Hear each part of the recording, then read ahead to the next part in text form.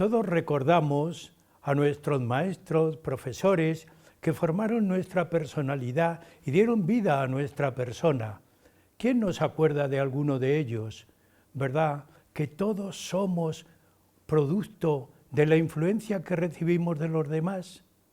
Pues amigos, para mí ese recuerdo me inquieta y me estimula. Preguntamos, ¿por qué me inquieta? Porque cuando el recuerdo revuelve la mente, saca muchas cosas nuevas, pero las altera. Por ese motivo nos anima, nos estimula a ordenar todo lo que conocemos y sabemos, porque la vida es producto de un orden. Pues bien, con esta idea nosotros pensamos que nuestro recuerdo nos tiene que animar, pero nos tiene también que promocionar para que nuestro mundo afectivo pueda ordenar, adecuarse a la vida y también ordenar todos los pensamientos que en la mente se encuentran almacenados. ¿Verdad que la vida tiene mucho recuerdo? Hoy tenemos un gran recuerdo de un profesor, catedrático, terapeuta, nada más y nada menos que un conciliador de la persona, un catedrático que movió la personalidad en sus clases. Se llama don Luis Cencillo. Don Luis Cencillo fue catedrático, fue profesor en Madrid y en Salamanca, pero lo que podemos destacar de él es que promovió no el psicoanálisis ni la terapia, promovió a la persona. Por ese motivo, Huellas de nuestro tiempo hoy presenta este tema. Es un tema conciliador, si queremos, un tema en donde vamos a hacer un homenaje a la persona del profesor Luis Cencillo. Yo también quiero, a la vez, hacer un homenaje, destacar a aquellas personas que muchos de ellos son desconocidos, terapeutas, orientadores, psicólogos, que también orientan a los demás, que la sociedad se ve impulsada por ellos. El título es muy sencillo, Luis Cencillo, terapeuta, Luis Cencillo, intelectual.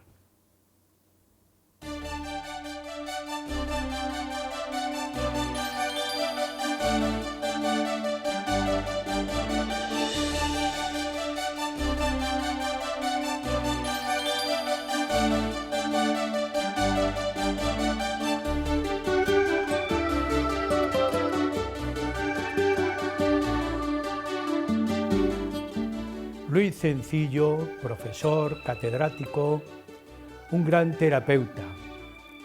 Hoy vamos a señalar toda su vida, a destacar todo su pensamiento. Qué rico es para tenerle en la mente de la sociedad, y el recuerdo de él debía llenar por lo menos 2 universidades, la de Madrid y la de Salamanca. Para hablar de este profesor, de este catedrático, tenemos en el estudio hoy, para mí, pleno de psicólogos, como está mandado, como está ordenado. Está con nosotros hoy de invitada doña Virginia Aguayo Romero. No me he equivocado, ¿verdad? No, buenos días. Doctora en psicología y es profesora titular de un departamento maravilloso que trata de la evaluación. Yo cuando veo esto me animo, digo, todavía continúa gente evaluando y trabajando. Pertenece a un grupo de investigación sobre la discapacidad. Es así, Virginia. Muchas gracias por acudir a nuestra llamada y por haber venido desde Salamanca a hablar de Luis Cencillo y de ese maravilloso libro que después nos vas a presentar. Así que bienvenida al programa. También contamos con 2 cofrades de la Cofradía Internacional de Investigadores de Toledo. El primero, don Manuel Becerro Cereceda, que es nada más y nada menos que licenciado y doctor en Medicina General, pero para mí tiene algo que lo tengo que citar, es investigador en test proyectivos. Cuando yo leía eso, me acordaba que no quiero preguntarle porque si no desviaremos el tema. Y además es terapeuta de familia, médico de familia, es también terapeuta clínico y escolar. Y nada más y nada menos en su vida se puede completar la música. En algún programa ya hemos tenido la suerte de contar con él, lo mismo que contamos cuando nos expuso la vida y la obra de San Juan de la Cruz. En la mente de todos, por lo menos en la mía, está. Todas sus publicaciones están online, se pueden buscar a través de ese aspecto. También contamos con el doctor don Javier Sedano Pérez, cofrade de la Cofradía Internacional de Investigadores de Toledo, un estudioso del psicoanálisis. Yo tengo la suerte de poseer una de sus últimas publicaciones, que es un capricho poder leer y poder enfrascarse cómo la gente piensa para ayudar a los demás. Esto es un lujo y este es el homenaje también que yo quiero destacar en este programa. Es doctor en psicología, licenciado en filosofía y ciencia de la educación, graduado en psicología y qué decir de él como psicólogo, como terapeuta y como psicoanalista. Así que con esa idea también a don Manuel y a don Javier, Manolo, Manuel y Javier, bienvenidos al programa y muchas gracias por haber acudido porque venís desde Salamanca. Cuando empezaba el programa yo pensé, el saber ha llegado a Toledo hoy. Así que bienvenidos a los tres. Muchas gracias. Primera pregunta y primera cuestión obligada. Estamos hablando de un personaje que yo cuando recordaba algo de él puede estar al nivel de los grandes pensadores del siglo XVIII, del XX o del siglo XV. Y en algún momento habrá que incluirle en el grupo de los grandes pensadores europeos. De momento habéis hecho vosotros un gran trabajo. Manuel, Manolo, ¿quién fue Luis Cencillo? Luis Cencillo nació en Madrid en el 1923 en el seno de una familia aristocrática. Doctor en filología, licenciado en filosofía, licenciado en teología, licenciado en derecho, licenciado en psicología, catedrático, antropólogo y escritor. Son 7 las facultades que tenía y en las 7 brilló, excepto en el derecho, que no se dedicó. Fue realmente un personaje extraordinario en toda su vida. Pero cuando comenzó su vida, la lectura de San Juan de la Cruz le induce a ser cristiano y terminar el proceso de ser cristiano hasta terminar siendo presbítero en la Compañía de Jesús. Sí, sí. Posteriormente ya pasa a Innsbruck y en la Universidad de Innsbruck toma contacto con Heidegger, con Rahner, con Jaspar y con el antiguo Papa Ratzinger, cuando todavía no era Papa. Sí, sí. Entonces, en Alemania estuvo mucho tiempo, pero él quería dedicarse a la investigación. Y como se lo impedía sus obligaciones en la Compañía de Jesús, decidió pedir la excedencia de la compañía, siguió siendo presbítero para dedicarse completamente a su vocación. Decía él que una vida llena es la que realmente hace lo que tiene que hacer y para lo que está dotado y para lo que tiene cualidades. Entonces, la causa muchas veces de la infelicidad es precisamente no dedicarse a lo que uno tiene que dedicarse y dedicarse a algo que no le llena. Con lo cual, eso él lo hizo plenamente porque se dedicó a todas estas actividades con pleno rendimiento. Posteriormente ya vuelve a las universidades alemanas, a Innsbruck, a Bonn, a Colonia, y a la Complutense de Madrid, a la de Granada, a la Pontificia de Comillas, y termina como catedrático de antropología en la Facultad de Psicología de la Universidad de Salamanca. Para mí, que es un recuerdo grato, yo no quiero hablar porque sois vosotros los que tenéis que hablar, pero tuve la suerte de ser alumno de él, que eso para mí es un privilegio, como antes os contaba. Javier, yo pensando un poco y leyendo, tengo que preguntarte algo que en el mundo de hoy es necesario, porque hoy hablamos mucho de Estado, pero ¿qué tipo de Estado es el que tenemos? ¿Y qué tipo de Estado, según sus trabajos, Luis Cencillo habla de un Estado sin dolor? Eso nos llama mucho la atención en un mundo tan convulso y revuelto como es la política española. El Estado sin dolor. Bueno, la filosofía política también es uno de los aspectos importantes del psicoanálisis antropológico. Es decir, que se ocupa de la persona, individualmente de la intimidad de la persona, pero también de los microgrupos sociales, como puede ser la familia, o de los macrogrupos, como puede ser una nación o un Estado. Bueno, has preguntado, ¿cómo es el Estado que tenemos? Pues exactamente igual, en lo esencial, que el de hace 10.000 años. Es decir, desde el Paleolítico hasta ahora, el Estado se ha caracterizado, en primer lugar, por acaparar un poder cada vez mayor y después por ejercer la violencia, por tener la facultad o la posibilidad de ejercer legítimamente la violencia sobre los individuos que pertenecen a ese Estado, ¿no? Entonces, ¿cuál es el cambio que propone Cencillo? Pues es un cambio antropológicamente fundamental y para eso es necesario conocer la intimidad humana, las pulsiones, la agresividad, la destructividad, es decir, toda la vida inconsciente y sobre todo el desfondamiento radical del que ya tendremos ocasión de hablar más profundamente.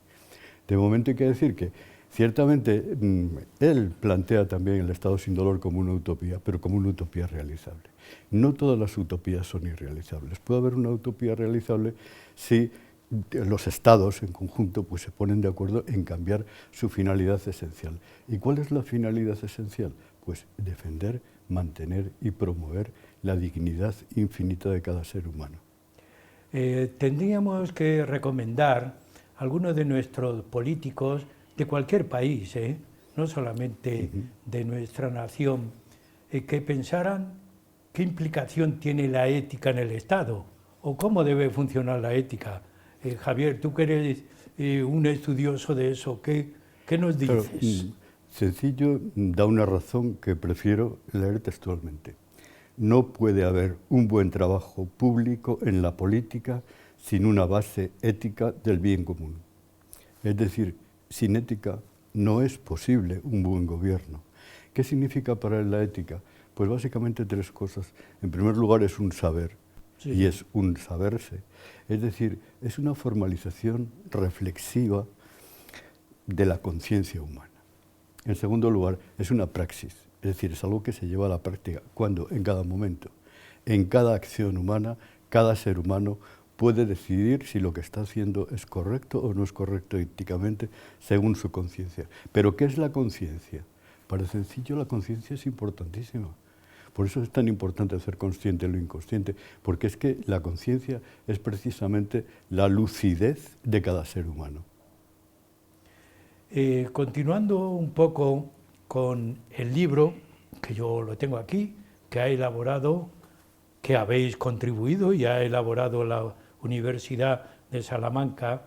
Cuando pensamos en la Universidad de Salamanca, pensamos en el trabajo bien hecho, pensamos en el pensamiento humano auténtico, el que tiene abolengo. Yo quiero destacar esa idea. Y preguntamos, porque aquí pone el nombre de Virginia. Virginia, ¿cómo se ha elaborado esto? ¿Cómo nació? ¿Cómo surgió el hacer esta divulgación del personaje? Bueno, pues mirad que ya hemos dicho, ¿no?, que esta persona, Luis Cencillo, era un estudioso, era un erudito sabía de psicología, sabía de teología, sabía de antropología.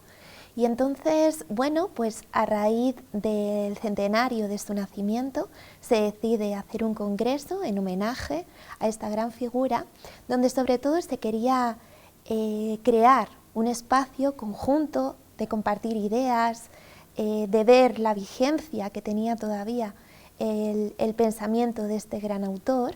Y entonces, bueno, pues la Universidad de Salamanca, la Facultad de Psicología, organiza este congreso.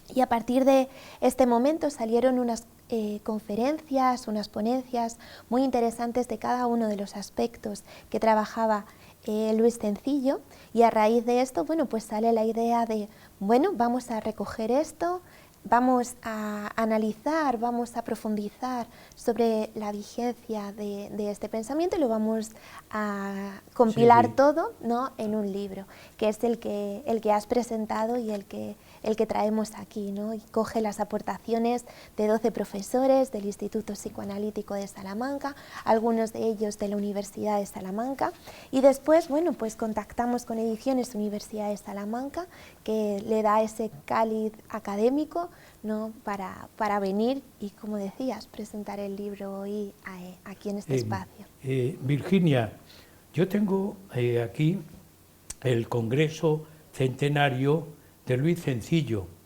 y hay unas mesas que, aunque no sea nada más que citarlas, yo te pediría que las citaras porque demuestra la calidad que tuvo esa reunión científica.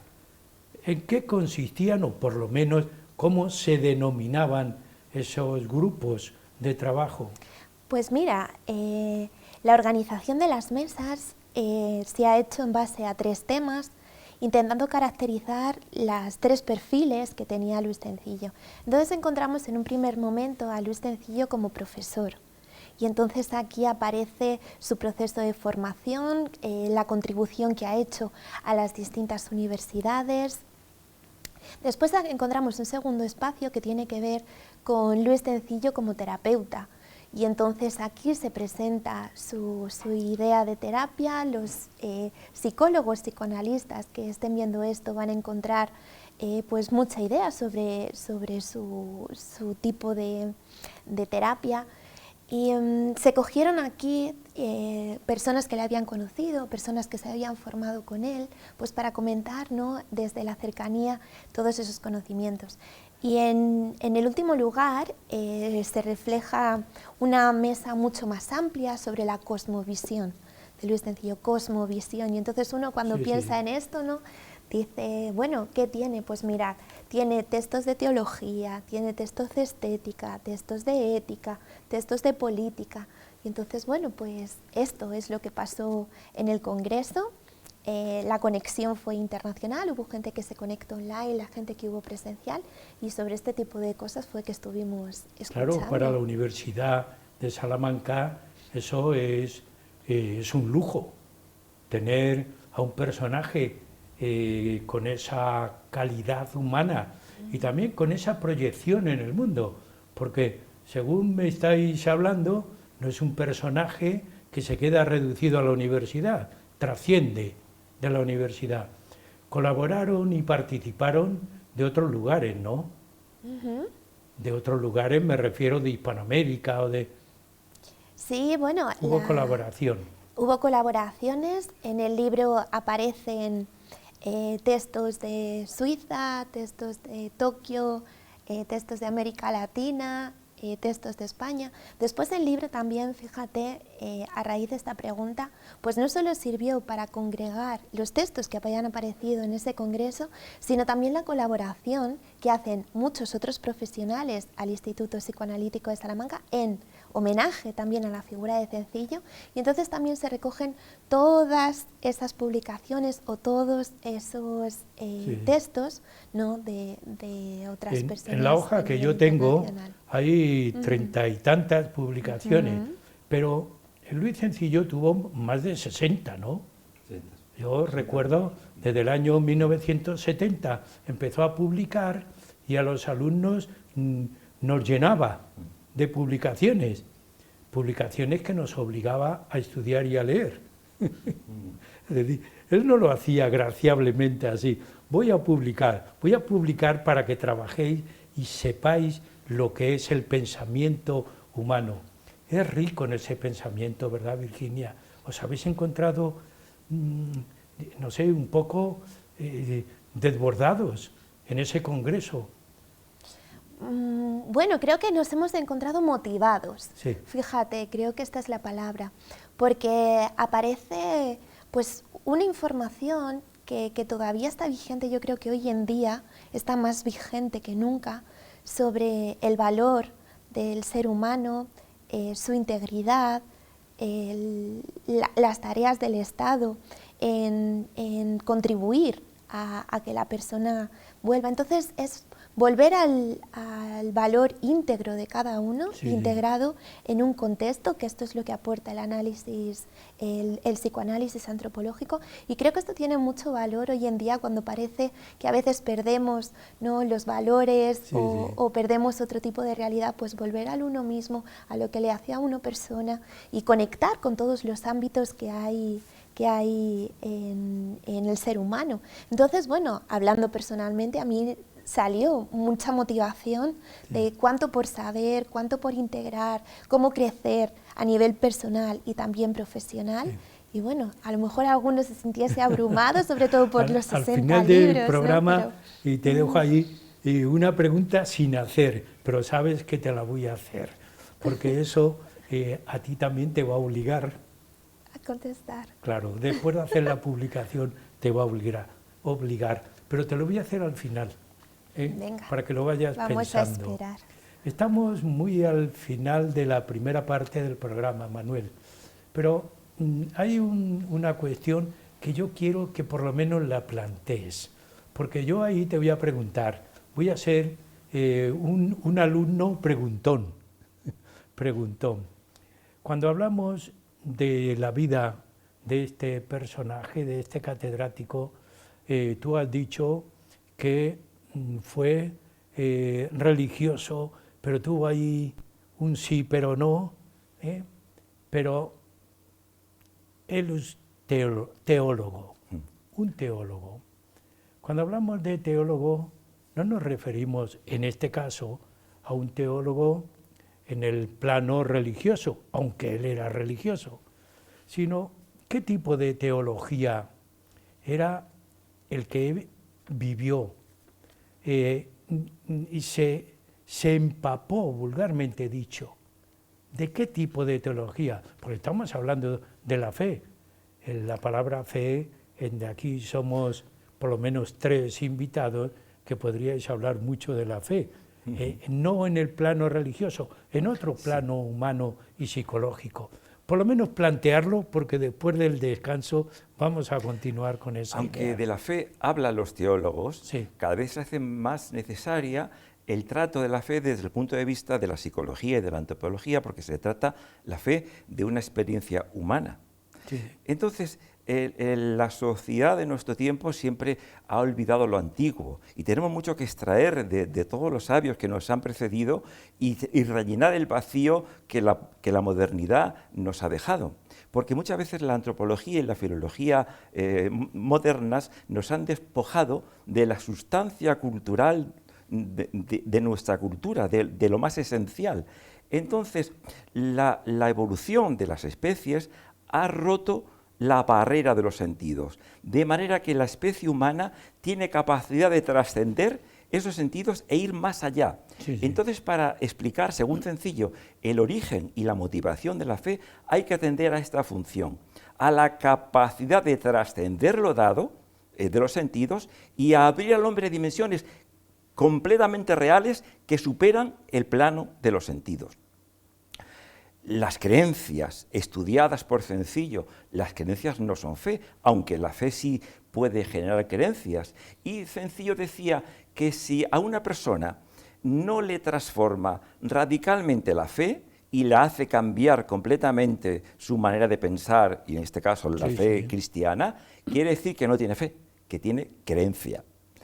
Porque las creencias además sustituyen y son fuente para buscar el fondo básico de nuestra naturaleza, porque la naturaleza del hombre está por hacer. Entonces, para que el desfondamiento y se produzca, las creencias nos ayudan a fondar toda esa existencia que no tenemos. Decía Jean-Paul Sartre que precisamente estamos condenados a la libertad porque nacemos desfondados, no nacemos con las ideas puestas, tenemos que adquirir nuestra cultura, tenemos que hacernos plásticamente, aun a riesgo muchas veces de equivocarnos. Y las creencias explican, están metidas en el inconsciente de la sociedad y explican muchos comportamientos. Por ejemplo, la costumbre de no tomar sangre, que es algo que viene en Hechos 15, que todavía está hoy presente en los testigos de Jehová, es una creencia en realidad de Homero, que pensaba que el alma estaba en la sangre del enemigo. Sí, sí.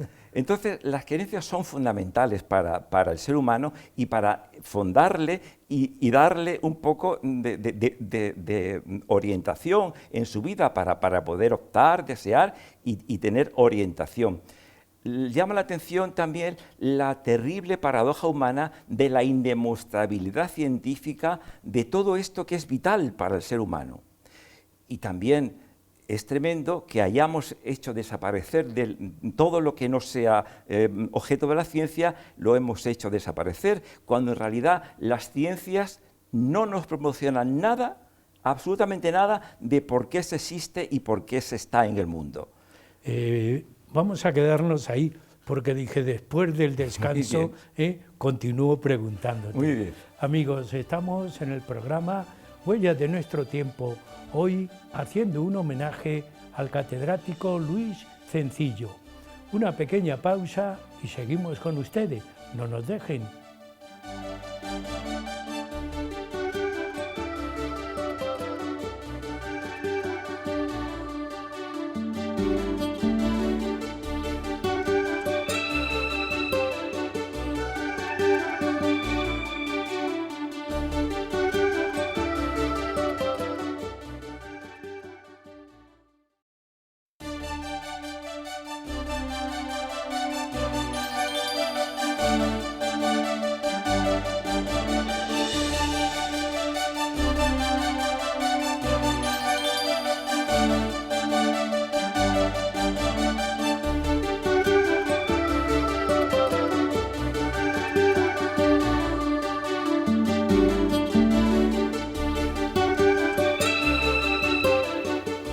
Seguimos en el programa Huellas de nuestro tiempo, que hoy está haciendo homenaje a todos los profesores, catedráticos y personas que se dedican a formar, haciendo homenaje a uno de ellos, a don Luis Cencillo.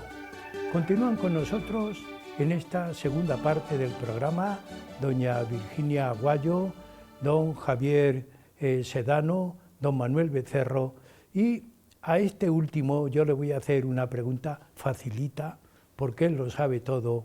La pregunta es, habíamos dejado en la primera parte creencia y fe en Luis Cencillo.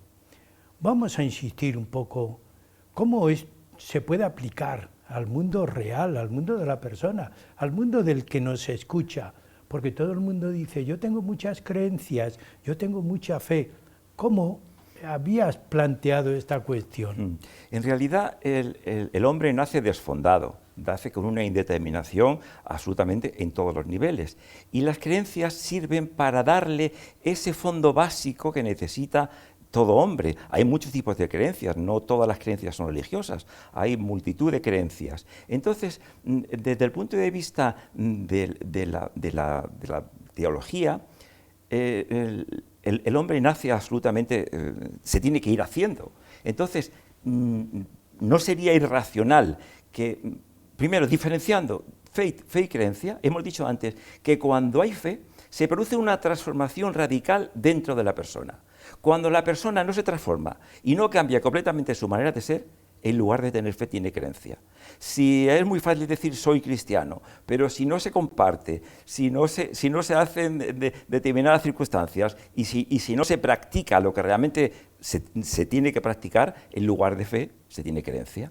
Entonces, Sencillo dice que no es irracional por el desfondamiento en aspectos de la fe que haya y que el hombre tenga un referente metafísico que le ayude a referenciar todas estas faltas que tiene en su indeterminación y en su desfondamiento, siempre que adquiera y admita la presencia de un ser superior que es un referente para él, que es Dios.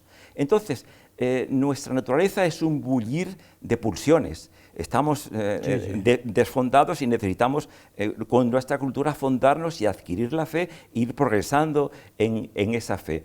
Entonces, por eso, el hombre no está determinado como las demás especies y, por lo que necesita, está abierto cenitalmente a una posible y deseada luz superior por la que tiene que irse guiando, y eso es la fe y la que nos conduce realmente por el mundo de una manera ya fondada en esa creencia, que no es creencia, sino que se convierte en fe y nos transforma radicalmente nuestro comportamiento. Y cuando realmente transforma el comportamiento, entonces esa es prueba de que realmente tenemos fe.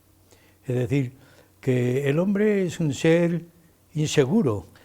Nace completamente desfondado. Desfondado. Javier, tú en tu trabajo de psicoanálisis, cuando hablamos de desfondamiento, cómo Luis Sencillo realizó diríamos, esta explicación, porque tiene mucha enjundia. Bueno, una de las cosas que se puede decir en principio respecto al desfondamiento es que no está solo, como característica antropológica definitiva o decisiva de la especie humana, ¿no?, sino que va acompañado de una serie de hermanos, ¿no? El desfondamiento está acompañado de otra característica, que es la cristalización del conocimiento. Es decir, nosotros somos capaces de llegar a determinados núcleos de verdades que cristalizan en nosotros y nos conforman. Por otra parte, también existe la indefinitud, porque no somos ni finitos ni infinitos, sino más bien indefinidos. La frontería, el hecho de que el ser humano no encuentre límites decisivos, sino fronteras que es capaz de atravesar pagando los precios necesarios, por supuesto, ¿no? La praxis, el hecho de que toda acción humana siempre es lo que constituye nuestro ser. La tensión multipolar, el hecho de que continuamente estamos tensionados hacia distintos intereses, distintos polos que muchas veces son contradictorios, y en ese sentido nos convierte en seres paradójicos. El coeficiente de posibilidad. ¿A quién no le ha pasado que ve que no le ha tocado la lotería y aún así se guarda el décimo y sigue pensando, y si me hubiera tocado haría esto y lo otro, o si me siguiera queriendo haríamos esto y lo demás allá? Es decir, que las posibilidades no se agotan en la realidad, sino que siempre hay un coeficiente de posibilidad que hace que nos abramos a expectativas de futuro, aunque sean imposibles. La negatividad, por ejemplo, pues por el hecho de que el ser humano sea capaz de negar sin destruir, es una aportación antropológica que es muy estudiada por Sencillo, ¿no? Lo mismo que la necesidad de orientación. ¿Por qué existe la terapia? Pues porque estamos desorientados. Es decir, que la salud psicológica no consiste solo en desprendernos de las patologías o de las enfermedades, sino ser capaces de conformarnos más con nuestro ser y con nosotros mismos. Y en este sentido tenemos que decir que la terapia del psicoanálisis antropológico no es lo único ni lo último que hace el psicoanálisis, ¿no?, sino que la terapia es una cosa más y es importante. Es importante porque no es un protocolo como otros, ¿no?, como todas las terapias. Hay cientos de terapias ahora, ¿no?, que consisten en seguir determinados pasos y hacer que la gente se sienta mejor. Esas son terapias superficiales. No, la verdadera terapia en profundidad que proporciona el análisis antropológico supone un cambio total de la personalidad, porque no es un protocolo, sino que es una relación. Es una relación única, íntima, exclusiva, entre dos personas, el analizante y el analizado, que llegan a un pacto de mutua sinceridad y de exploración de la profundidad del ser. Y eso lo convierte en un tipo de relación única en la historia de la cultura. No hay nada que pueda parecerse al psicoanálisis antropológico, teniendo las claves antropológicas de cómo somos los seres humanos, para dedicarnos a ver cómo es una persona en concreto, respetando total y absolutamente su libertad y sus decisiones. Luis Cencillo en esto fue explicativo, ¿no? El psicoanálisis antropológico. Claro, yo diría explicativo y también exhaustivo muchas veces, ¿no? El hecho de que para que se pueda producir un psicoanálisis necesariamente haya que pasar por una serie de fases, como son, por ejemplo, pues que haya unas primeras entrevistas necesariamente y se decida si se va a continuar o no con el proceso, pero no dar por hecho que ya se va a hacer el análisis. Una fase exploratoria en la que se definen los objetivos de qué es lo que se va a tratar a lo largo del proceso. Una fase mesetaria, que es larguísima y a veces es desesperante porque parece que no pasa nada. El terapeuta permanece en silencio, respetando siempre esa posibilidad ilimitada de la palabra de la otra persona. La fase resistentiva, cuando se toca el hueso, cuando se sabe exactamente esto es lo que me duele y exactamente esto es lo que no quiero cambiar, porque yo no quiero que me cambien algo que de alguna manera conforma a mi ser, aunque sea patológicamente. Pero eso se resuelve en una fase relativamente breve, ya muy avanzada del psicoanálisis, que es la fase resistentiva. Después viene la integradora, la resolutiva, la integradora, la resemantizadora, que es volverle a dar la vuelta a la tortilla a toda tu vida pasada. Es decir, volver a dar significado a aquellas cosas que pensando que eran dolorosas o que eran malas en realidad han contribuido a que yo sea quien soy ahora. Entonces ese sentimiento de gratitud hacia todas las personas con las que nos hemos encontrado en la vida nos lleva a una fase práctica y ética. Es decir, ¿qué hago yo con esto? Pero ¿qué hago yo con esto de manera adecuada? En ese sentido de la ética, que la ética es aquello que está conforme con el desarrollo y el perfeccionamiento de la naturaleza humana.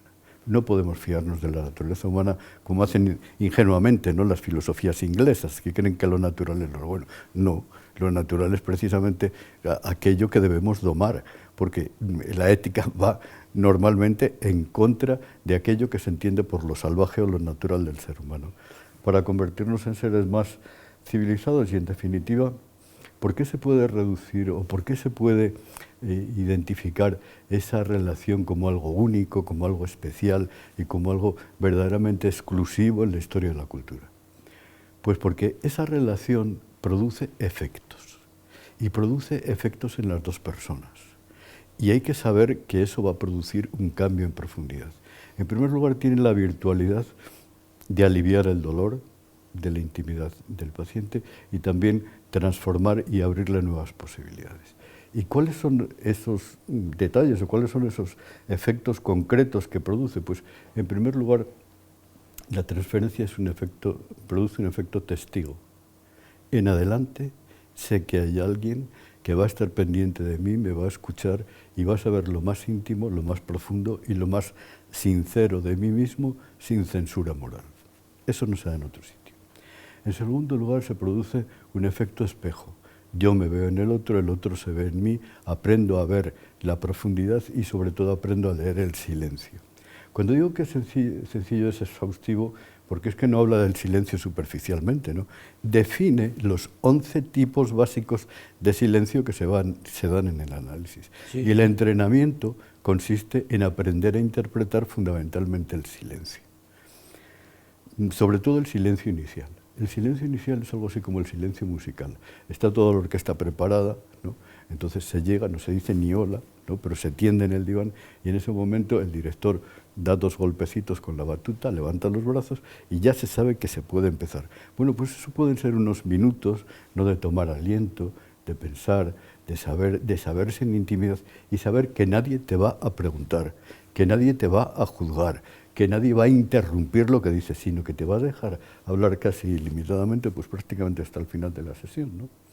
Entonces, se produce evidentemente también, y ya por resumir un poco, un efecto pantalla y un efecto de regresión, un efecto de descarga, que es el drenaje de todo aquello que te pasa, ¿no? Entonces, solamente ya con el efecto drenaje ya sería suficiente para hacer un análisis, poder desahogarte plenamente. Pero no, es que también la personalidad es como si estuviera plegada, como unas alas, ¿no?, plegada de miedo. Entonces, esa posibilidad del efecto despliegue, de abrir las alas, de abrir las posibilidades, de abrir todas esas diferentes direcciones que marca un abanico, ¿no? Pues es lo que, en definitiva, posibilita luego más adelante un efecto injerto. Lo mismo que se produce el injerto vegetal, pues también pueden producirse efectos de personalidad y para eso es indispensable que el terapeuta esté suficientemente sano como para poder injertar esa energía. ¿En qué se basa eso? Pues en un sustrato de confianza básica.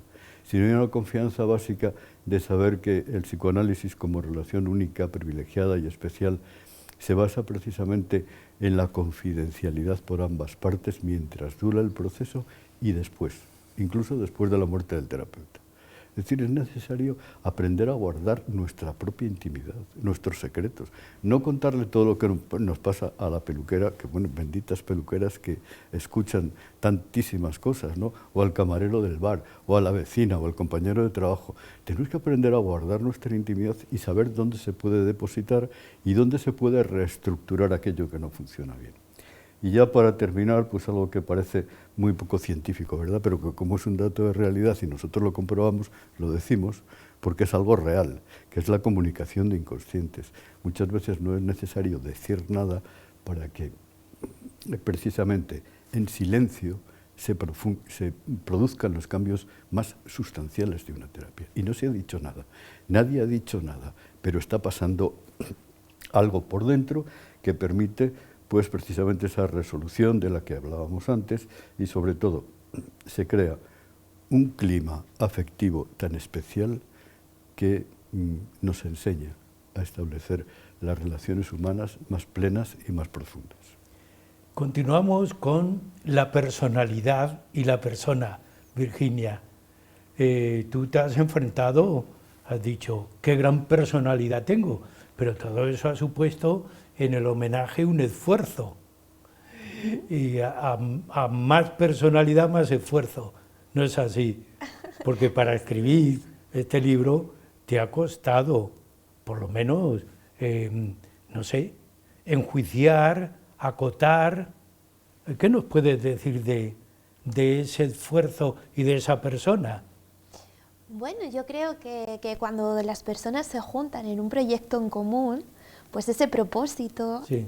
Anima a todas a participar, ¿no? Entonces imagino que te refieres a cómo es este hecho de juntar a tantas personas que trabajan de manera tan distinta en un texto que después tenga cierta coherencia, ¿no? Y entonces, bueno, fíjate que creo que todas las aportaciones que han hecho los distintos autores al final contribuyen en último término a reflejar el carácter, o podríamos decir la personalidad, de esta persona a la que homenajeamos, que es Luis Cencillo, porque hay muchos inconscientes implicados, hay muchas personalidades implicadas, hay muchas formas de ver las cosas implicadas. Entonces, bueno, pues yo creo que ha sido un esfuerzo pues costoso, ¿no? que siempre es lo que conlleva este tipo de obras, pero creo que ha sido pues muy beneficioso, sobre todo para el resultado final y para que cada uno también se sienta orgulloso de lo que puede contribuir a esta obra. Muy bien, la pregunta todavía la tengo ahí, ¿eh? Que te la voy a hacer, porque estoy controlando el tiempo esperando. Para que me dé. Estamos hablando de persona y personalidad, Manuel. Luis Cencillo tenía una gran personalidad, pero la personalidad se hace. Y hay un dato que a mí me agradaría que tú enjuiciaras y hablaras de él. Fue una persona integradora. Efectivamente. Ese Muy carácter integrador sí. que debe tener un educador, efectivamente. un formador de formadores. Así fue. Además, la novedad del psicoanálisis de Luis Cencillo es el lenguaje, porque el lenguaje, aparte de ser un medio de comunicación entre los humanos, entre los seres humanos, es un medio de expresión del estado psíquico que tenga la persona en cada momento. Entonces, Luis Cencillo concibe la terapia como precisamente el manejo de las cadenas simbólicas del lenguaje, el manejo de las huellas del pasado del individuo y el manejo de la situación aquí y ahora, enfrentándose a él, para que el paciente adquiera la identidad que realmente tiene que tener y no la que le viene impuesta por las circunstancias a las que tiene. Entonces fue heredero de Jung, de Adler, de Firenze, de Voss, de Melania Klein, de Jacques Lacan, pero hace de ellos un estudio abarcativo, les supera. Entonces coge lo bueno que tiene cada uno y hace un método y una escuela superando completamente a todos estos autores clásicos y realmente muy importantes en el psicoanálisis. Entonces es el pionero del enfoque relacional. En las experiencias pasadas que hemos tenido todos nos modelan y nos moldean nuestro comportamiento personal y el comportamiento de relación con las demás personas con las que convivimos. Entonces, precisamente es el modelo abarcativo de todas estas escuelas lo que hace del psicoanálisis antropológico de Luis Sencillo un especial psicoanálisis lleno de posibilidades.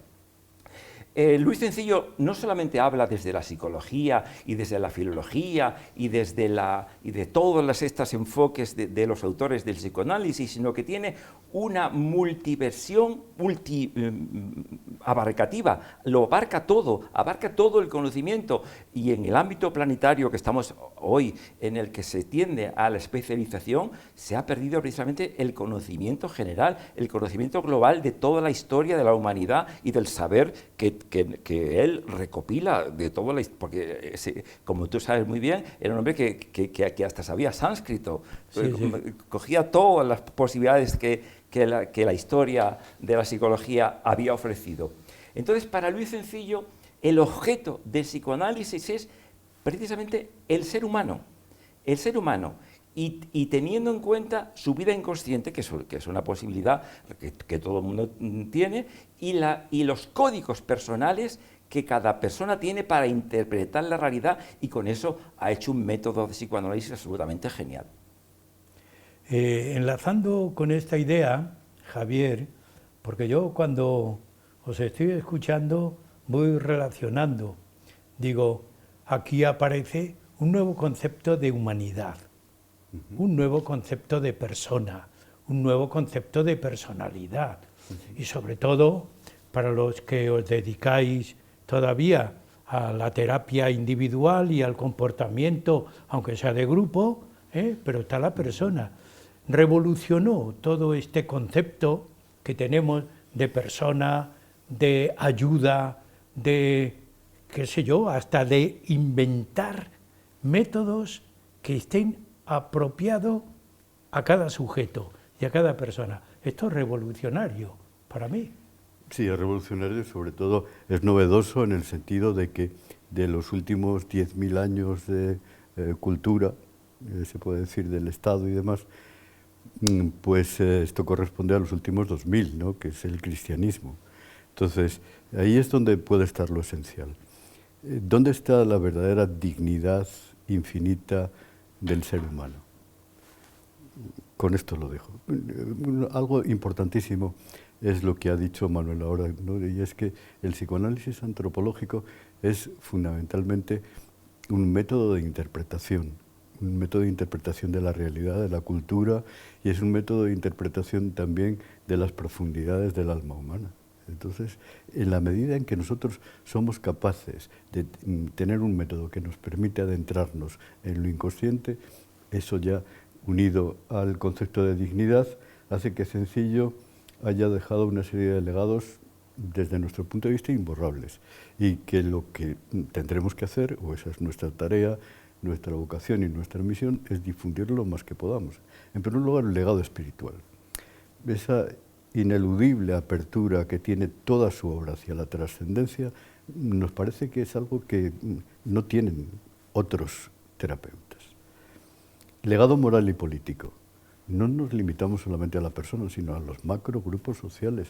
Y entonces el hecho de esa nueva concepción del Estado como un Estado sin dolor, que tenga como eje y como centro la dignidad humana, y que sea un Estado mínimo en cuanto a los recursos de carga impositiva sobre la gente, máximo en cuanto a libertades y posibilidades de creación, y que no haya absolutamente ninguna razón de Estado para de alguna manera despreciar, ¿no?, o minorar a otros seres humanos, es muy importante.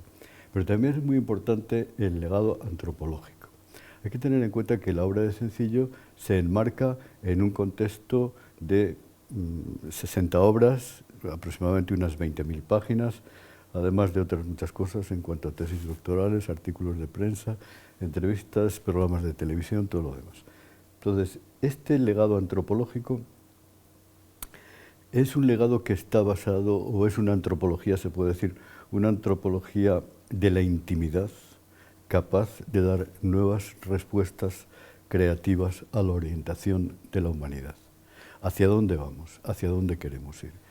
Algo que decía Sencillo es que no podemos seguir en el siglo que viene, lo decía en los años 80 del siglo pasado, no podemos dejar que pasen 20 años más y empecemos el próximo siglo con las mismas estructuras del Estado y de la persona. Algo tiene que cambiar muy profundamente. Bueno, pues nos hemos gastado los 25 primeros años del siglo exactamente igual, lo mismo que los 10.000. ¿Podemos tomar conciencia de eso? Es decir, podemos tomar conciencia de que vamos a necesitar 75 años para que se produzcan cambios en profundidad, pero que si no empezamos hoy no se van a producir nunca.